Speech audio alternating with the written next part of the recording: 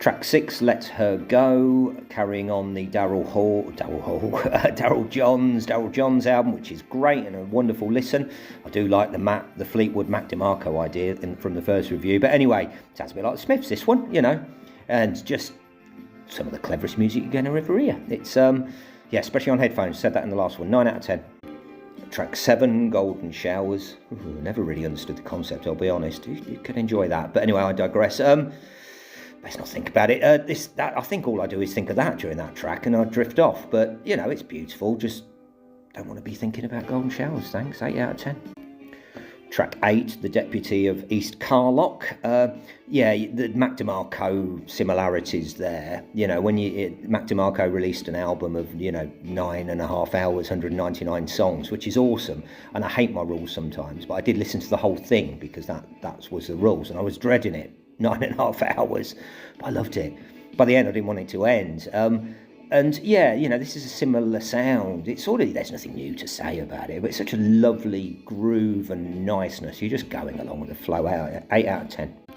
Track 9, Just Friends. Again, lovely drop piano. Very Neil Cowley trio, and I do love them. And Bruce Hornsby again. I do love him a bit less than Neil Cowley, but I do love him. 8 out of 10.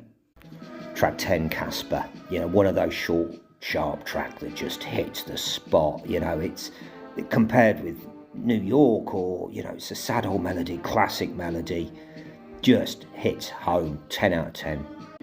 Track 11, Palermo, just baddy bar for 4 minutes. Not a favourite track of mine. Good crescendo at the end though, and the band are tight. 7 out of 10. Track 12, Whoops. It does feel quite a long album, this. It feels longer than 42 minutes, whatever it is, you know, for whatever reason. But yeah, there's definitely a end-of-ish album dip. 7 out of 10. Track 13, Friends Forever. You're thinking, yeah, I'm getting a bit bored now, and, you know, and then halfway through, this dance beat comes in and it's glorious. Clever, man. You just gave me what I needed there. More of that, please, on future albums. 9 out of 10. Brilliant track. And the 14th and final track, Maggie and Me. Maybe should have finished on the last track. This is all right, nice little Celtic stomp along.